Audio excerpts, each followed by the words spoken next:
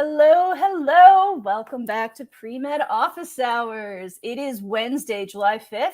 If you're watching live, this is episode 158.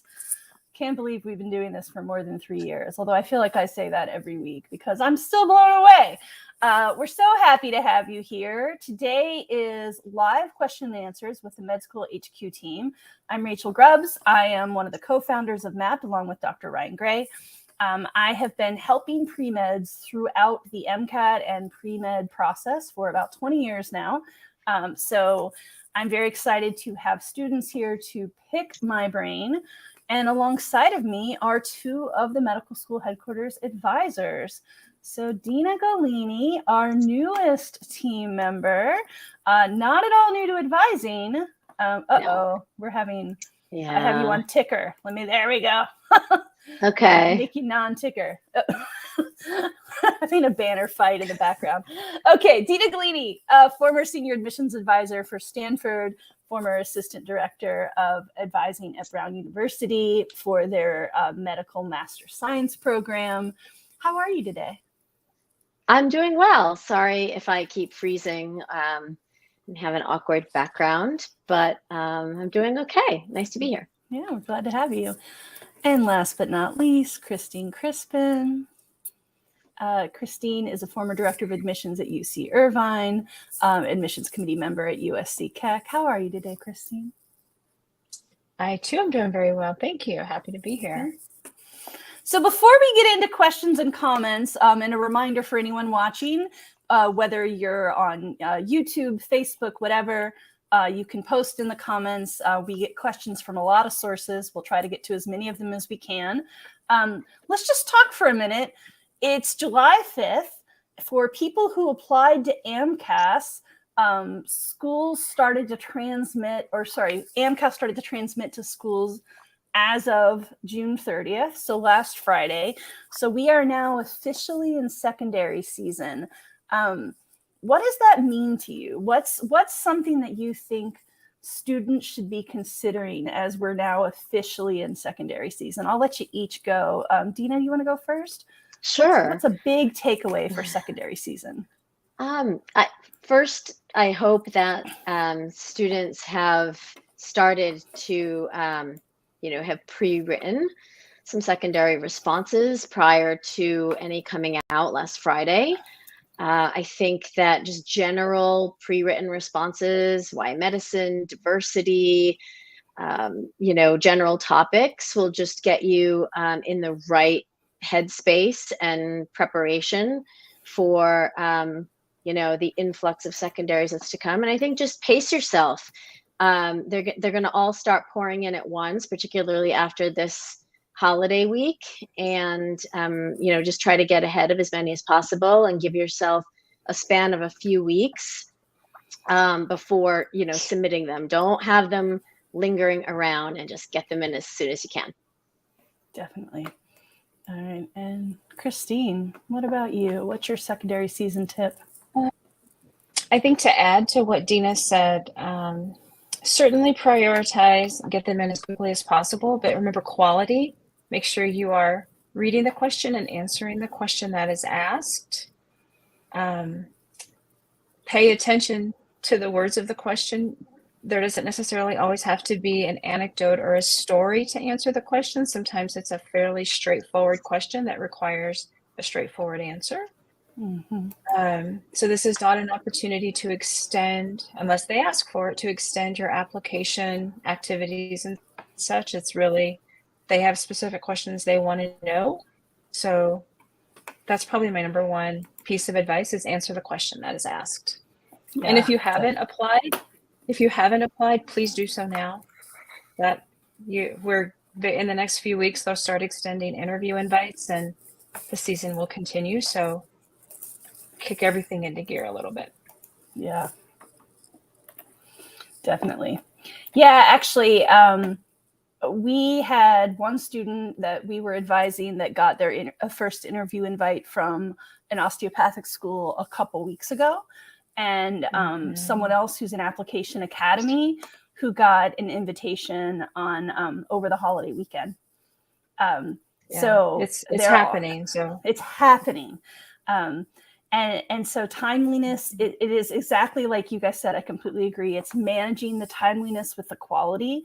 I want to remind everyone, if you haven't gotten your secondaries yet and you're hearing us say pre-writing, you kind of think, well, what does that mean? Pre-writing should be specific. So if you go to secondaryapps.com, I think we had the banner up. Maybe we took it down. We can put it back up. If you go to secondaryapps.com, we have here at Med School HQ an entire application essay library. This was updated as of May. So it's all of the essay prompts that were used last year.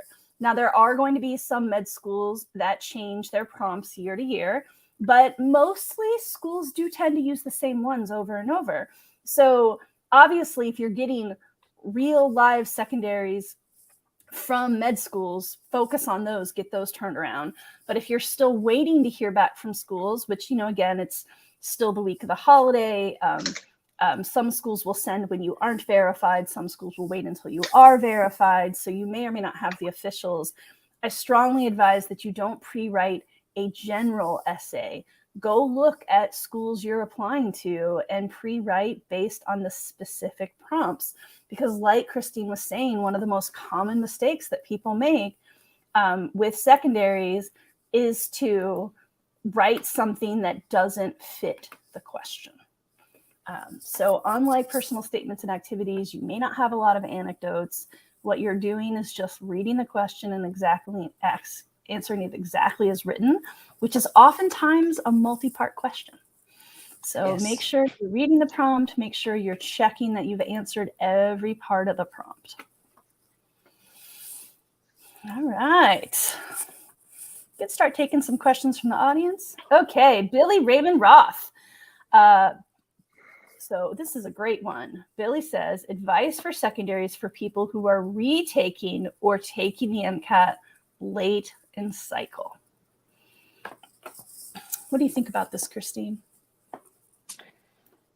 So I don't know that my advice is going to be specific to Billy Raymond's specific question, because I think my advice is as it stands in terms of answering the question that is asked. But if you are retaking the MCAT late in cycle, so I'm going to presume that you have applied and you are either waiting score 1 or awaiting a new updated score. I still am going to advise you to get your secondaries in as quickly as possible. They may ask you a question, something about, do you want to explain anything on your application? Many schools will give you an opportunity to talk about an aspect that may be concerning to you. So if you are retaking an MCAT and you feel that there's a strong reason as to why your MCAT score isn't indicative of your current abilities, that might be an opportunity to explain it in that part of the secondary. Mm-hmm. I also, if you are taking the MCAT, particularly for the first time and you are still studying, you really do have to find the right balance between writing secondaries and studying for your MCAT, because both are critically important. So you can't ignore one to do the other. So That's probably my advice for that, to the best of my ability, to that scenario. Yeah, completely agree. Got it. You got to multitask. If you wanted to do them separately, you had to start earlier. At this point, if you're retaking or taking, now you just have to get them both done at the same time. Yeah. Angelina asks, could I use secondary with, quote, anything else you want to share with us prompt as a why us essay to say why I'm excited about a particular school? We got this question in some other session last week, so it seems to be a popular one. So, Dean, I'm going to let you answer this. The question is, if it's just, is there anything else you want to share? Can I turn it into a why our school essay? Yeah, I think that my answer is twofold. I think that anything else you want to share with us really does mean, like, is there anything else that you did not have the opportunity to list or share in any other part of your application? So in your activities, in your personal statement that is not highlighted, in the other secondary prompts from that school. If there wasn't a COVID prompt, maybe COVID really impacted you and your academics and had a huge impact on your pre-med experience, and that's something that you do want to share. I don't necessarily think that this is the platform for Why Us. I think that if schools wanted to know why us, they would give you a prompt, why us? However, I think that if you have something really specific to say about why this program, that your qualifications are tied to it in some way. Let's say you have a lot of experience even growing up in a rural area and, working with, lack of healthcare in rural areas, and the school has a really heavy focus on clerkships in rural areas that you're interested in. I think tying your background and your experiences to that in the YS essay is fine, but not a general, like, I've always dreamed of coming here and it's my top school. No, I don't agree with that. I don't know if Christine would agree with me, but I just feel as though if they wanted a YS essay, they would ask why us. Christine, agree, disagree? I actually agree with Dina on this one. I think why us in general, believe it or not, tends to get too generic, where you search the internet, you search their website, and you say, I really want to go here because I'll use Keck for an example. I really like the training at County, and I like this, and I like that. Okay, thank you. But I agree that if there is a legitimate, compelling something that truly does differentiate or add to why that is truly the right thing for you, I think it's okay, but it cannot be a regurgitation of what's on the website. Mm-hmm. And remember, optional is optional. Don't feel you have to answer that question because you're going to worry that they're going to give you a bad mark for not answering an optional question. Optional is truly optional. Great. All right. Thanks, friends. All right. Minal says, is calculus needed for pre-med? I did school advanced placement BC calculus. I'm doing statistics in college. So Minal, the short answer is it depends. Most med schools require at least one semester of math. Somewhat calculus, somewhat statistics, somewhat to see both. A great thing to do, let me see if I can actually turn on screen share here, is to create a free account at Mapped. You guys can see that now, right?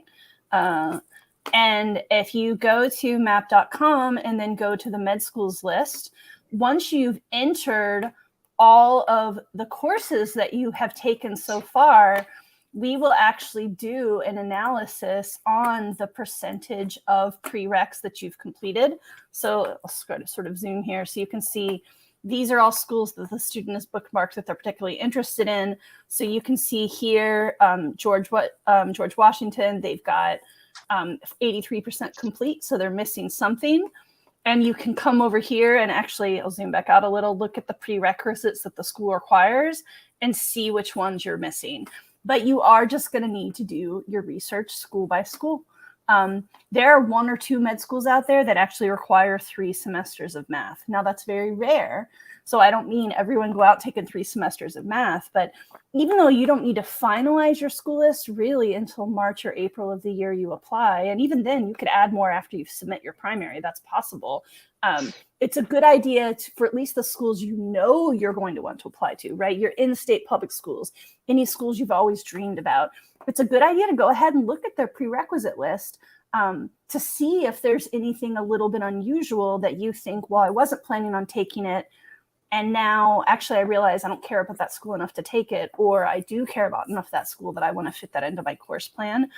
And then with all of these here in Mapped, we always link to the original source. We try to keep these as updated as possible, but when in doubt, go look at the actual med school website, and we link right to it in Map so that you can always go back and check right at the source. So that's my advice on that.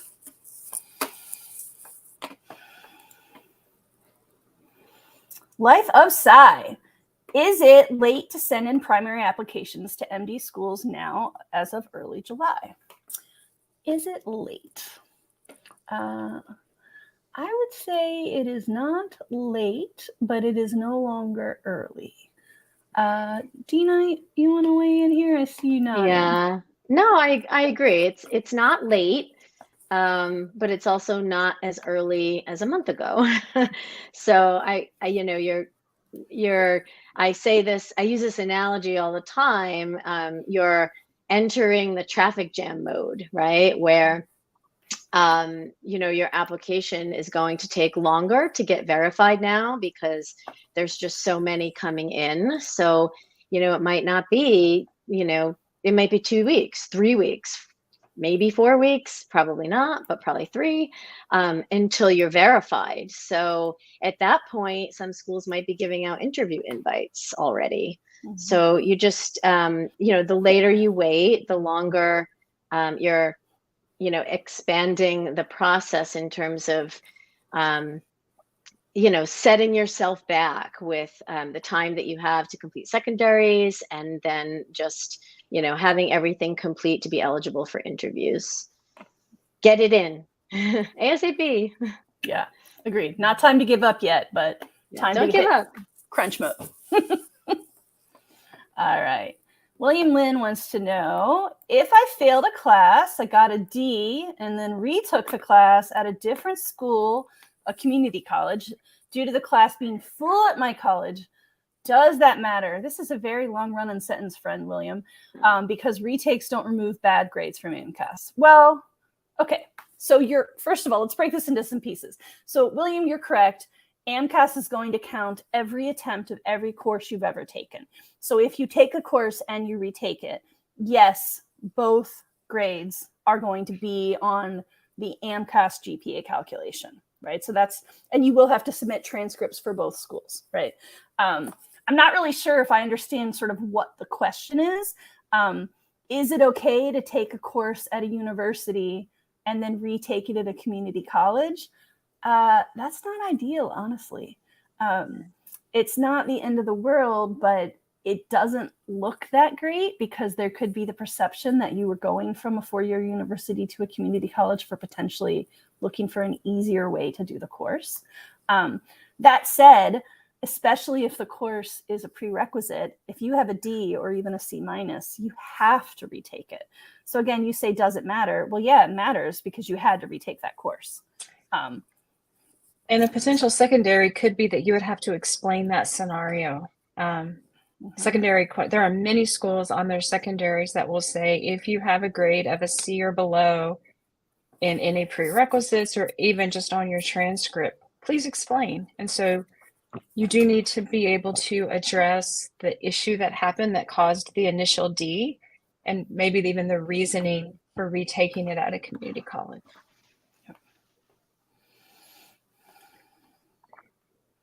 All right. Bruce says, hi, team. Hi, Bruce. My apps and secondaries are all in. Good job. Well, wait, your secondaries are all in? Wow. Okay. I assume you did a lot of Texas and DO schools. But I'm waiting for committee letters, which won't be here until August. Will schools hold up my app waiting for them? What can I do? Double question mark. Lots of stress here. Yeah, Bruce, this is definitely a real sore point for me personally. I have a lot of opinions on committee letters. So I'm going to let some of our former directors of admissions chime in here. Christine, what do you think? What's going to happen if he doesn't get committee letters for another month? If your committee letter is the only letter of recommendation, well, let me backtrack. Yes, it is going to hold up a little bit. Many schools, Irvine was one of them, they would not review your application until all letters that you indicate are due have arrived. So if it's a committee letter and that's the only letter you're waiting for, then certainly that's an issue. If it's a committee letter plus any additional letters, but the additional letters have arrived and the committee letter has not, they're still going to wait. So you are at the mercy of anybody writing you a letter. What can you do? You can certainly gently email the committee and say, I've submitted everything and now I'm in a holding pattern and I cannot proceed. But it's going to depend on when you got in the queue at the committee to get your letters, you know, your whole packet reviewed to even have a letter written on your behalf. I don't really know what their process is, but I think this is where Dina can come in, because I think that's where her experience is. But yes, it's going to hold up your application, and I'm sorry. Yep. All right, Dina. So we've gotten the point of view from Director of Admissions. You want to chime in on the undergrad and master side? Yeah, and I agree with everything that Dr. Crispin said. I do. First of all, Bruce, you're not alone. So just know that. It's not like out of 5,000 applications, yours is the only one that doesn't, have a committee letter yet. It's very common. It's also common knowledge for medical schools to understand that there is lack of resources in undergrad institutions or post-bac institutions in terms of who's writing the committee letters, as opposed to the volume, in relation to the volume of letters coming in. It's just a common thing. Most schools will have to write like 250 letters and only have 2 people writing and submitting on behalf of the committee. And so you're not alone. The committee letter process is intense because, again, there is such a large volume of letters to be written. So every school does it differently, depending on where you were in that queue when you requested the letter, or all of your other letters in that are getting attached to the committee letter. Sometimes, you may have requested your committee letter early on, but you're just waiting for one professor's letter to attach. So there are just a lot of variables, and unfortunately, your application is not going to get looked at until every component is complete, but you are not alone.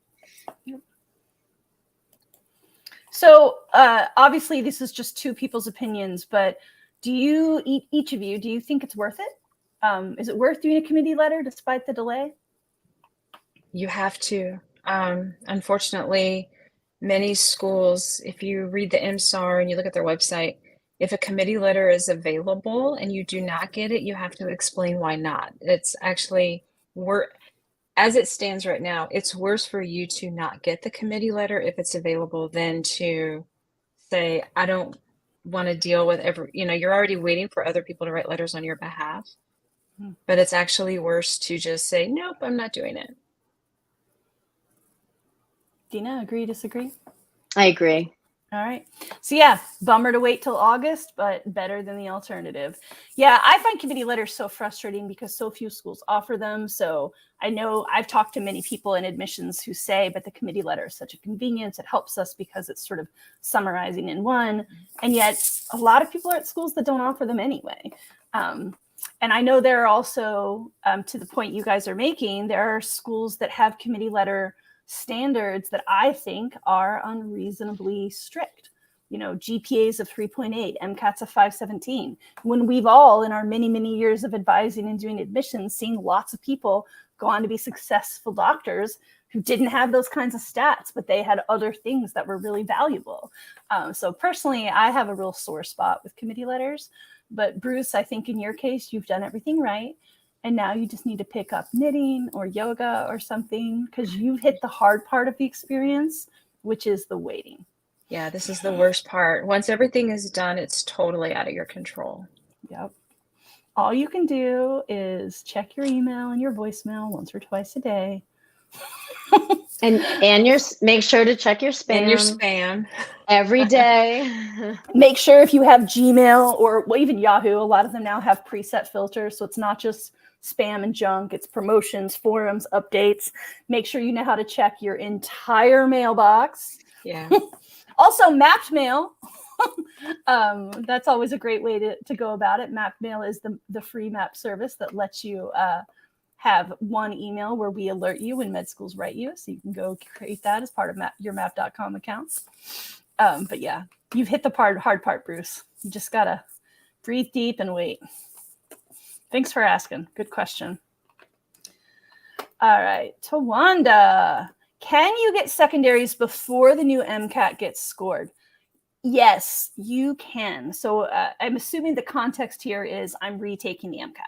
So if you're retaking the MCAT, but you have submitted your primary and your primary has been verified, there are some med schools that as soon as they see that you've been verified, and in some cases, now that the transmission is happening, even if you haven't been verified, may go ahead. They have like automated systems in place. So if they're not pre-screening, they may go ahead and send you secondaries, which again goes back to someone before was asking, if I'm still doing MCAT prep, what does that do to secondaries? You still have to do them, right? You don't want to wait and say, well, I'm not even done with my MCAT prep for a month, so I'll start my secondaries then, because the clock is ticking. There are a few schools that will pre-screen secondaries or wait for the MCAT, but most are going to go ahead and send to you right away. They're just going to hold your application and not actually look at it until everything is in. So letters of rec or committee letters, secondaries, MCAT score. But that doesn't mean that they won't ask for you to send them in. They're just not going to review it for an interview until everything is in. Hope that makes sense. Old friend Jawad. Jawad's here a lot of weeks. Graduate in fall 2024, and I want to apply in 2025. Is taking the MCAT in April of 2025 cutting too close if applying in June? So this is sort of a sliding scale question, Jawad, and as someone who's been in MCAT prep for a long time, here's my answer. You're planning that far ahead right now? Yeah, I think it's cutting too close. Now, lots and lots of people will do it. Lots of people are going to take the MCAT in April or May or even June. A lot of people are going to make the argument, but I'm really busy spring semester and I'm trying to make space in my life for high quality MCAT prep, and I get that. But it means that if for some reason something goes wrong, whether that's I'm not prepared for the exam or I'm totally prepared, but the computer reboots in the middle of the test day, right? Like act of God kind of thing, you're not getting your score back until May. And so if you end up not able to take the exam, or if the score is so cataclysmically off that you're not ready to apply with it, now you've pushed yourself into a late season of MCAT taking. So April's not the end of the world, but my advice for anyone who's trying to apply in 2024 to start med school in 2025 is you're planning right now. Take it at the end of this summer if you can in September, take it in January, take it in March. Because then you get the score back in time that, again, just in the unlikely event that something really cataclysmic happens, you have time to retake without having to delay a whole other cycle or apply very late in the cycle. I know that's not possible for everyone, but that's the ideal. So if you can do earlier, do earlier. James Cannon, I became an Eagle Scout with my religious organization, and I'm now volunteering at the free clinic at the same religious org. Could I include that I became an Eagle Scout and wanted to continue to help the org? I guess I'm not sure of the context here. Are you asking if you can include this in your activities essays? It's a common thing to ask about Eagle Scout. And the challenge with the Eagle Scout is that it is typically a late junior high or high school thing. So putting Eagle Scout in your activities is often not going to qualify because most of the applications ask for post-high school or later. Now, if you've been doing volunteering since you were an Eagle Scout and you're still continuing to do it, that's an ongoing activity. Christine, Dina, you probably see a lot of Eagle Scouts. Thoughts on this? I see some. I actually agree with what you're saying. James, if I'm reading this correctly, you were an Eagle Scout with your religious organization, and you're now volunteering at a free clinic at the same religious org. If you are volunteering at the free clinic as an Eagle Scout, that is your role, then yes, by all means, continue. It's a continuing activity. But if you're just doing a completely different activity under the same umbrella organization, I would say they're two separate activities, and Eagle Scout would probably not be included. Yeah. All right.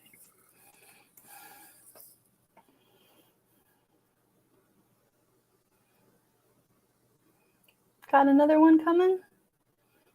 I can see our producer working hard in the background. Maybe I can pick one.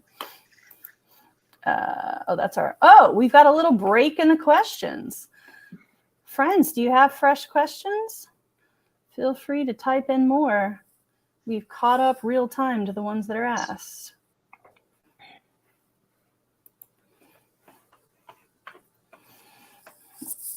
All right. Well, while our audience is thinking about what they want to ask us, let's talk about what comes next, right? So we are in the throes of secondary season.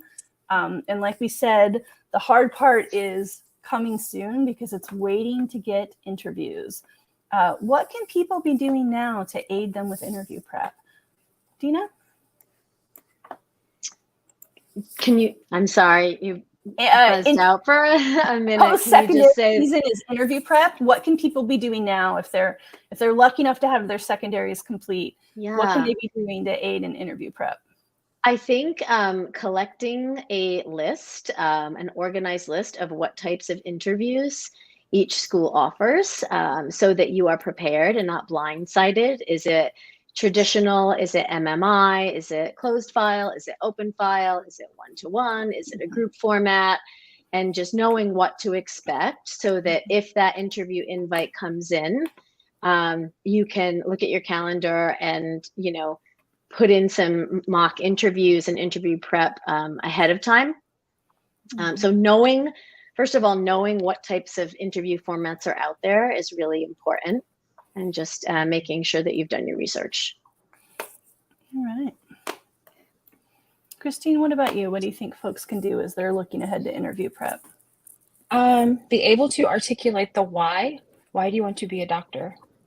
That's going to be a part of the overall interview prep. So Dina answered that one thoroughly, so I'm not going to expand on that. Okay, great. But I think that's the two hardest questions in a traditional format seems to be, tell me about yourself and why do you want to be a doctor? Mm-hmm. And so while I certainly don't want you to come across as rehearsed and memorized, I think thinking in bullet points of things you would want to address with the question of tell me about yourself is critical. And I think having a general, succinct answer of why do you want to be a doctor is critical, because they're still going to assess your motivation. Yep.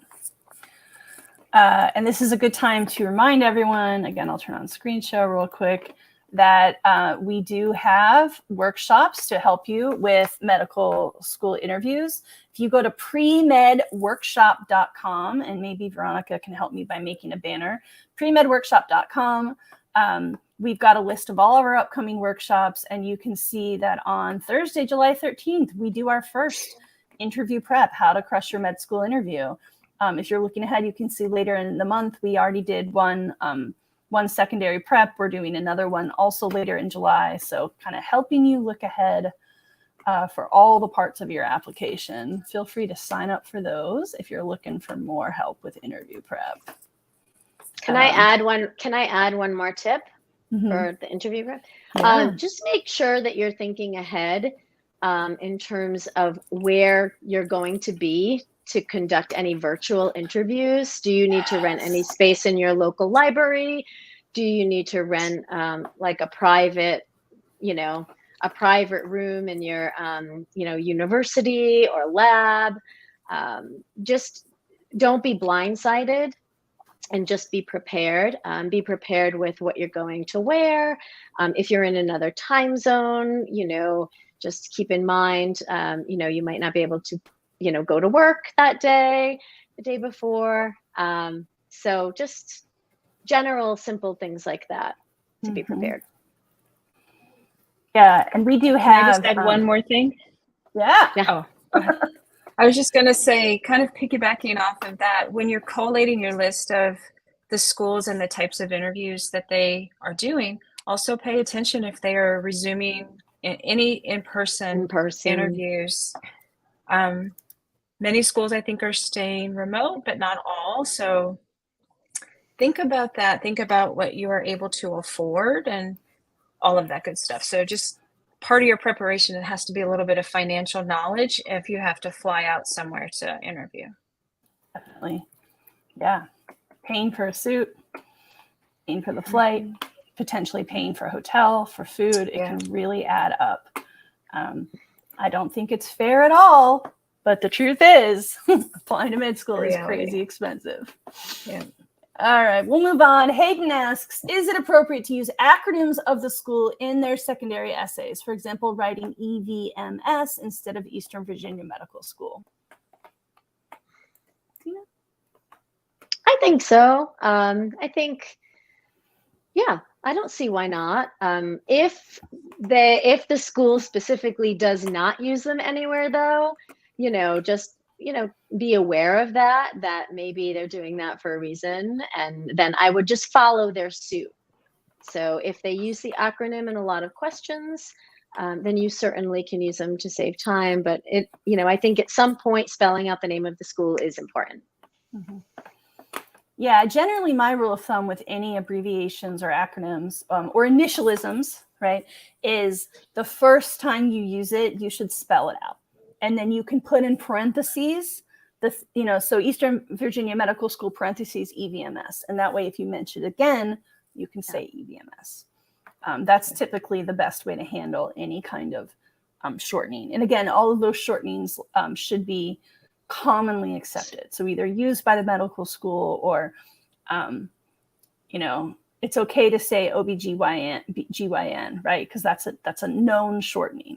You don't want to start creating your own just to save characters. Minal asks, is studying abroad helpful for med school applications? Do schools accept abroad transcripts? I think, Minal, the question is, what do you think it's helping, right? Anytime anyone asks me is something helpful, the question's going to be, it depends. Why are you studying abroad? What's the point of you doing that? What are you getting out of it? Doing something alone is not going to necessarily have value, because if Dr. Wright were here, what he would say is it's not the what, it's the so what. So are you studying abroad because you're under 21 and you want to be in a country where it's legal to drink and you're just going to party for 3 months? Sounds like a lot of fun. Not sure how much it's going to help your med school apps. Are you studying abroad because you were fluent in a language as a child and you've lost a lot of that language and you want to get it back? Starting to sound a little more useful. There's different reasons. So I can't say whether or not it's helpful because I don't know what you're doing there and what you're getting out of it. Do schools accept abroad transcripts? That part, the short answer is it depends. You need to read the AMCAS, ACOMAS, and TMDS handbooks cover to cover.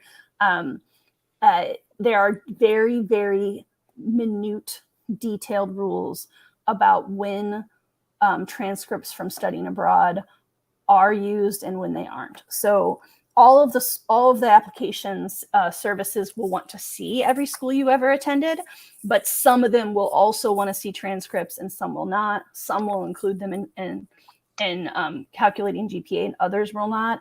And I mean, this is something I've studied closely for many years. And my answer is it's way too detailed for me to ever try to answer on a video call like this, right? Like you've just got to go look at the handbook, look at your specific situation and see whether or not yours are ones where the courses would actually count. Can I just say, though, a general safe rule of thumb on that would be to maybe not take any prerequisites abroad. Yeah. Just to be safe, your prerequisites should be taken at your home institution and then enjoy your trip. Yeah, good point. Tawanda asks, how does the recent Superior Court case affect med school admissions? I assume you mean Supreme Court. Yeah, this is a hot topic, friend. And I think at this point, we're gonna talk about this a little bit. I knew this would come up, but what I want to say is everyone here is taking educated guesses, right? Many of us saw this potentially coming. I'm sure that there are med school admissions officers who have been thinking about this long before the case was handed down. But the truth is, with something like this, sometimes you do just have to see the way it unfolds before you know for sure. So again, I'm not saying we don't know. I'm saying we have educated guesses, and I just want to make sure that that's clearly delineated versus as always with any admissions question, the answer is going to be, it's going to vary school to school, year to year, committee to committee. This one is a particularly sensitive one. Christine, I'm going to let you go first on this one. How do you estimate that this case will affect admissions? I've thought a lot about this question. I've been asked this question by my own family and friends. I'd like to believe, now, I don't know. I like to believe that it will not change a lot of things that they are already doing, because if med schools are truly following the holistic review process and they are looking at an applicant in the entirety, they're looking at their academics, they're looking at where they come from, they're looking at whether or not they're first generation, they're looking at the story that has been given, they're looking at their race, they're looking at their gender.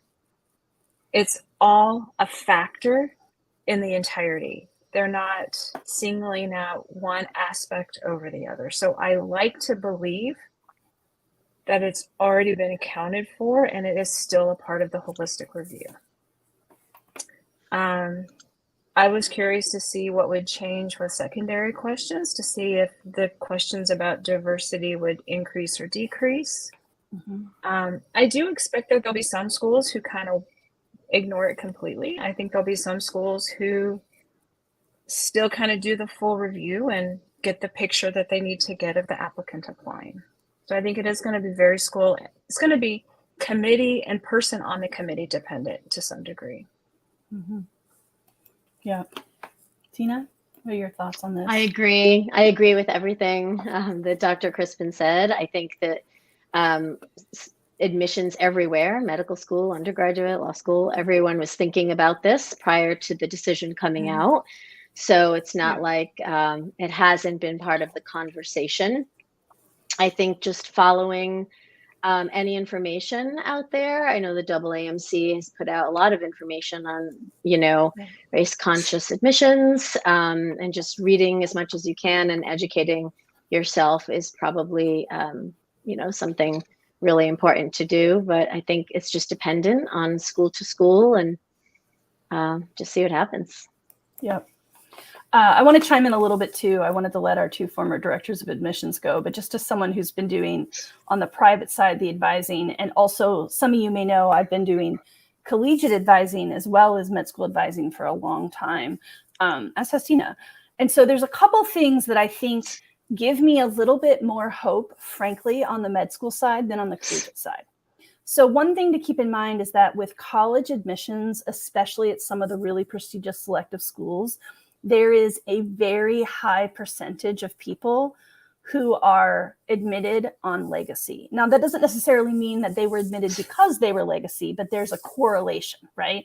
A lot of people who are at those schools have parents who attended, parents who are major, major donors. I don't mean kicking $100 a year. I mean names on building, right? And so, we'd love to say, oh, there's no bias. That's just a coincidence. They're still looking at each applicant individually, but money impacts the way people think, right? But med school has never had that kind of legacy admissions process. So I do think that is one thing in favor of the med school process, that like we've been talking about, there's already a little bit more of a focus on holistic admissions.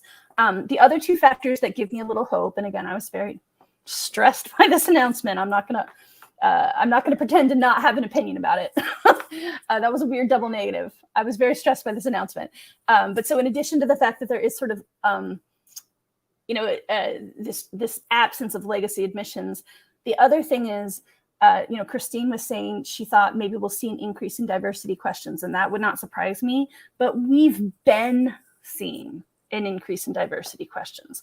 2020 was such a major year in terms of people being aware of inequity, both because of COVID and because a lot of the deaths and the protests that were happening that year at the hands of law enforcement. So many, many schools have already in the last several years asked for people to talk about diversity, not in the sense of who are you, what's your melanin, what's your gender, but diversity in the sense of how do you think about equity? How are you contributing to a diverse learning environment? How have you identified systemic inequities and what have you done to change it? Really probing questions that aren't about just tell me about your background, but are tell me regardless of your background, how you behave. And that gives me some hope. And then the final thing that gives me hope is this year, and again, maybe because they saw this announcement coming, the AAMC changed the disadvantaged essay to the other impactful essay, really allowing for less disadvantage just based on finance and allowing for environmental factors. And again, at this point, I hope a lot of people watching who applied this year have already applied in the primary, but that's what that other impactful was for. That gives you a chance to tell your story. So your story does matter. And again, yes, it's about, I think there are demographic factors. Everyone knows that your zip code where you grow up has a huge impact on your education and health through your entire life. Like, that's not an opinion, that's a fact. But that other impactful essay gives you a chance to sort of tell your story around those facts. So again, I don't know how it's going to go, but I think there is still room for applicants to be considered in full. That's what I hope will happen. Me too. Thanks for asking, Tawanda. It's a really important question. Big breath. Okay, there's a lot of talking, friends. Thanks for bearing with me. Okay, Jolie Fleur says, a common secondary is to explain your plans for the year. I'm having such a hard time answering this question because I'm a stay-at-home mom to 3 kids. Should I just write about what I do as a mom? Well, I mean, stay-at-home mom to 3 kids is a pretty intense job. So first, let's just acknowledge that. If you were outsourcing all of the work you did, right? The childcare, the laundry, the cooking, the cleaning, that would be tens and tens of thousands of dollars. So let's acknowledge you are working very hard this year. And yes, also, they may want to know what you're doing that's helping you prepare for med school. Dina, want to chime in here? Yes, thank you. I agree with Rachel. It's definitely commendable to stay home with 3 kids and raise 3 kids. So you should be honest and talk about that. I think you also do need to talk about what you're doing to prepare for medical school, because if you are going to enter medical school in a year, how are you prepared for that? Are you gaining any clinical experience? Are you doing any shadowing? Are you doing any sort of volunteering? So if you're not doing any of those things, because obviously you're very busy with your schedule, maybe think about doing something that is connected to what you would be doing in medical school.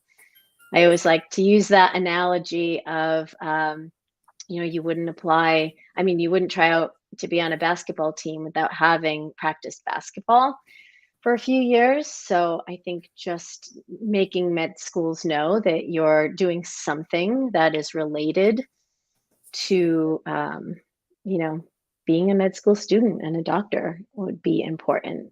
Obviously not full time with your schedule, but something. Yep. Hope that helps, Julie. All right, what's next?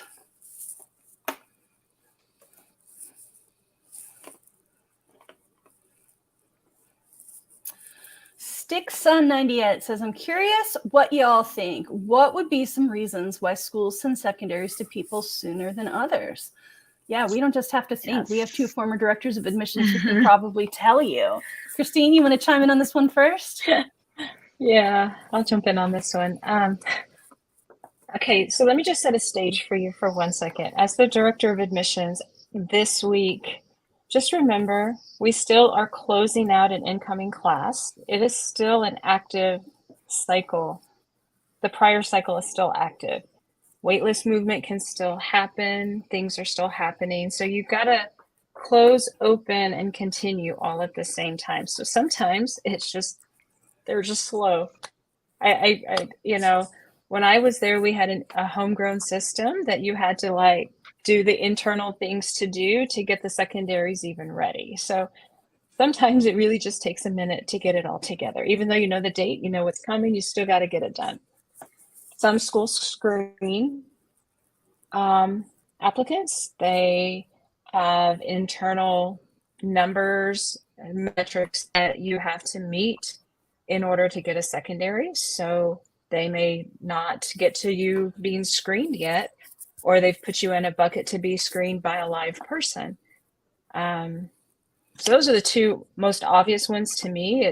They're not quite ready to send them out yet because they're still in the midst of the prior cycle, or there's a screening process that takes a minute to get some eyeballs on an application to send out the secondary.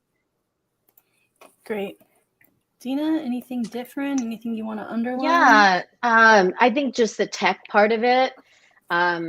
Again, using the traffic jam analogy, if you get 5,000 applications completed, secondaries, everything, you can't release, 5,000 primaries. You can't release 5,000 secondaries in the same day because whatever software system a school is using to help read applications, it might crash. So usually, releasing any large chunks of data or information in waves is usually safer. So it could just be a whole tech system that's going on behind the scenes. Yep. All right. Probably have time for one more. All right. Miriam says, is hospital volunteering enough for clinical experience, or should I get a certification? So Miriam, the challenge with the way you've worded this question is we have no idea what you're doing at the hospital, nor for how long or how consistently. So you might be working at the gift shop. I talked to someone last week who has a lot of robust clinical. And then one of her volunteering experiences was working at a gift shop about 2 hours once a week. She did it for 3 years, but it was in a really rural hospital. And she said mostly what she did was clean the gift shop and the lobby, because she was like, I was just trying to make myself useful and there was almost no foot traffic, right? And so she knew, one, gift shop's not clinical, and two, she wasn't even getting to interact with patient families when they were coming to buy things. She was hardly getting any human interaction at all. So she knew she needed to go out and get more robust stuff. But this was a volunteer-run gift shop that was only open when volunteers were there, and the profits all went back to patients who had trouble paying bills. So she still wanted to do it because it was for a good cause, but she knew based on her specific experiences, it wasn't enough. So I can't tell you if it's enough or not, because I don't know what department you're in. I don't know if you're doing admin work or if you're getting great patient experience. I don't know if you did it for 100 hours one summer and then stopped, or if you've been doing it consistently every week or every month for the last 4 years, and you're going to keep doing it all the way up to when you apply. So I think what I'm going to challenge you to think about is clinical experience is not about being enough for the med schools. It's about you yourself confirming your desire to be a physician. So at some point in your childhood or adolescence or early adult life, you thought, I want to be a physician and I want it badly enough that I'm willing to do all of this work of taking the rigorous courses and taking the MCAT and going through this insane application process. And so getting clinical helps you take that spark of an idea and go interact with patients and patient families. You have good days, you have bad days, you have people yelling at you, you have people crying, you see miracles happen, you see deaths happen. And through all of that, you think, yes, this is what I want to do for the rest of my life. So when is it enough? You should be getting clinical consistently up until the time you apply. Is the activity you're doing enough? If you're getting those kinds of experiences and you're going to have stories you can tell in your essay, then you're in the right track. But you have to kind of ask yourself, am I interacting with patients in a meaningful way? That's how you know if you're doing the right activity or not.